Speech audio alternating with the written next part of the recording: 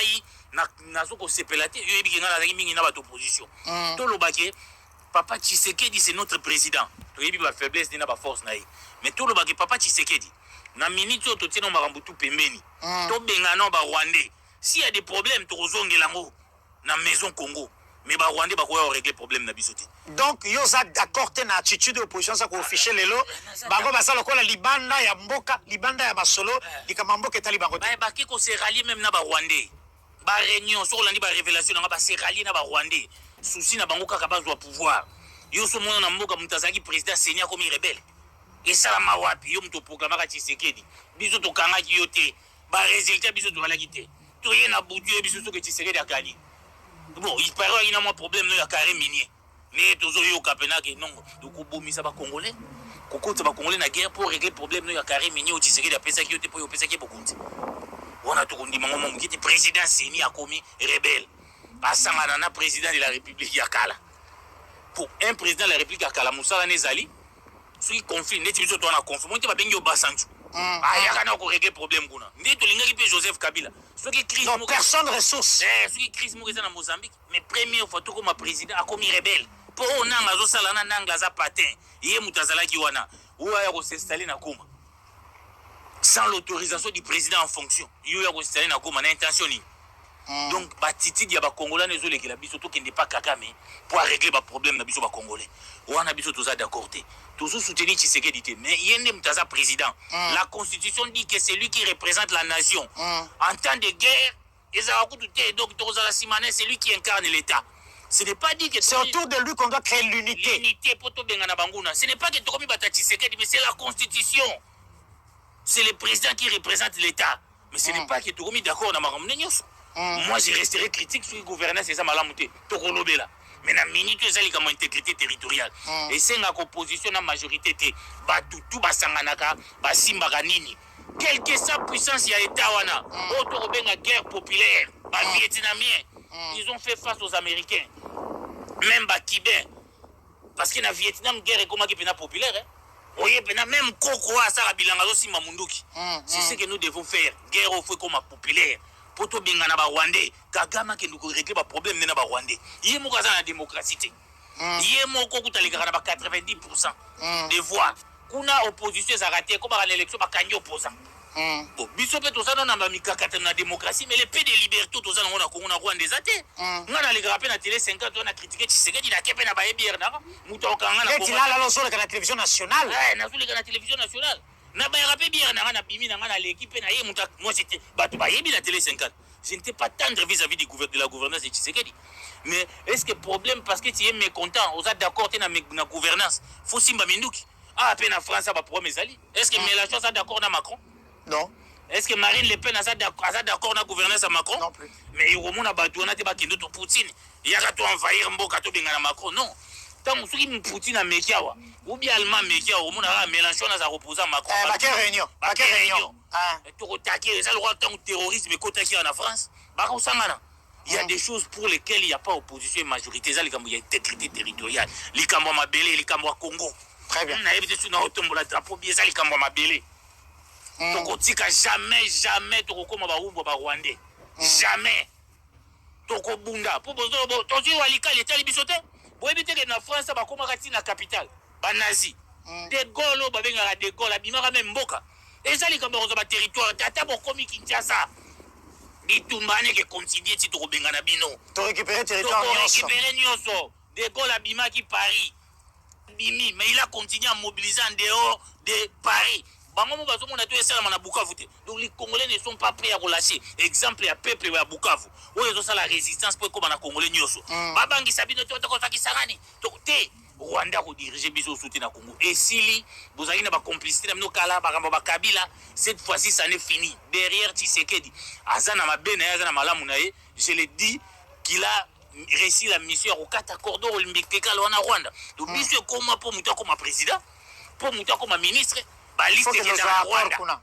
Liste penako qui est dans Rwanda. Rwanda le batia mutu. To boyi ba Rwandais. Bati kabiso. Tshisekedi azande ko na biso. Azamo na biso. Soka azana mabena et to ko régler na Congo. C'est ça notre combat. Il faut ba Congolais le ba comprendre ngo. Très bien. Tshisekedi a koleka. mais bino bokotikala baumba ba Rwandais likambo Mobutu atikaki yango Laurent Désiré ayaki na bato wana ntango atengami babomi ye lelo bazwi Tshisekedi balingi yete po atelemeli Congo parce que ça na ama Congo mais soki bino bolobi ke loi tolingi Tshisekedi te ba Rwandais ba problème wana etikala même après Tshisekedi bondimi totikala boumba ba Rwandais pena bondimi yango ngana mobiliser ba Congolais tozala eza likambo mabele. Très bien. Nous ne céderons même pas un centimètre na territoire. Très bien. Alors, dans le résultat obtenu au plan diplomatique, les sanctions toutes les officines étrangères reconnaissent le Rwanda comme agresseur de la RDC et le Rwanda comme étant la personne ou le pays qui finance et qui donne de la logistique aux rebelles. Est-ce qu'il y a 30 ans, on avait réussi à avoir ça? Et ça, succès diplomatique, succès diplomatique. Sanction Zali, James Kabarebe, les Rwandais, ils ont 4 sanctions. Donc, là, parce qu'il y avait des complicités internes, qu'on protégeait les Rwandais.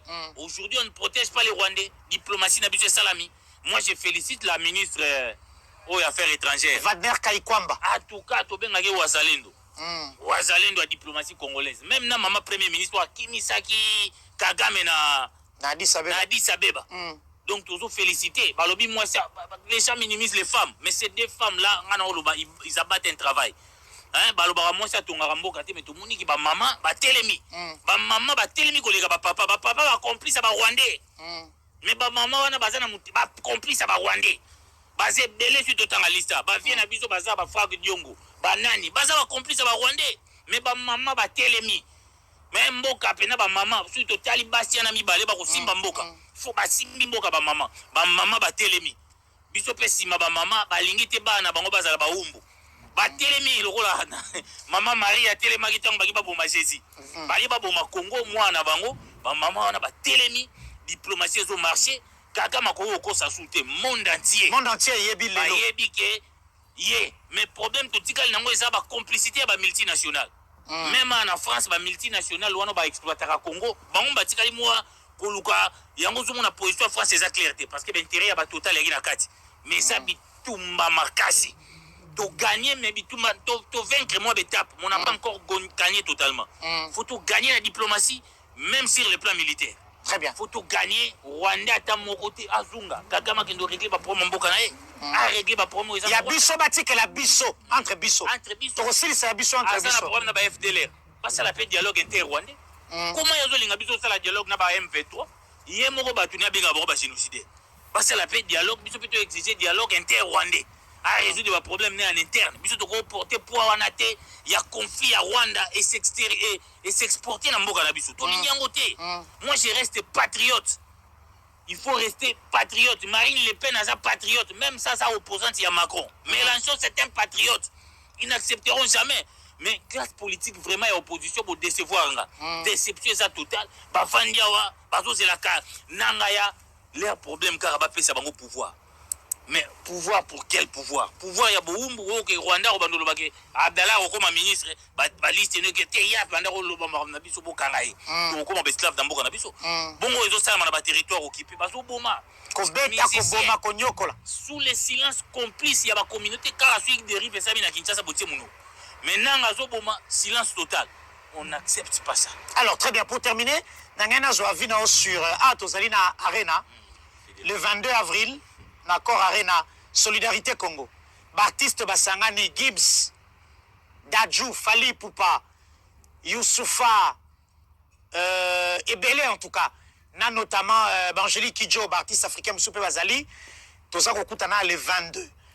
Misolo Topé Recette et qu'on a affecté pour na bien-être et enfants congolais Bazali affectés par la crise sécuritaire Nambo Cannabis depuis 30 ans.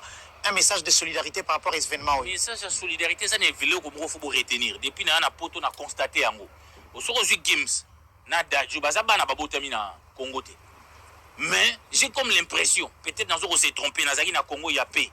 Bano babota miawa, o bazape na babota miawa, baza na compassion ya makambo est. Alors que baïbi ata Congo te bakenda pété. Kolega biso moko na conscience na biso tozana mona kati ya Congo. Ya kolukaka ba intérêt na biso bazoluka ba fédéralisme ya ba Olivier Kamita tuwana. To lobelango tout à l'heure. To lobelango yango na sengi vraiment tozala mobiliser toute l'Afrique. to porter voix ya Congo ba artiste na biso to sepeli ba Dadju na ba Gims na Fally Ipupa na tuka na beti chapeau musicien za wana kaka te pona ba concert to moni ke ba musicien ba komozwa conscience ne ba Alpha Blondine ba yo karabango tant problème ezaka na Côte d'Ivoire. De plus en plus nos artistes commencent à prendre conscience qu'il faut qu'on défendre le Congo. Pour ceux Congo ane koufi concert to robeta te musala to kosala te. Donc faut Congo na vivre. En tout cas tozo ko encourager concert wana mobilisation générale.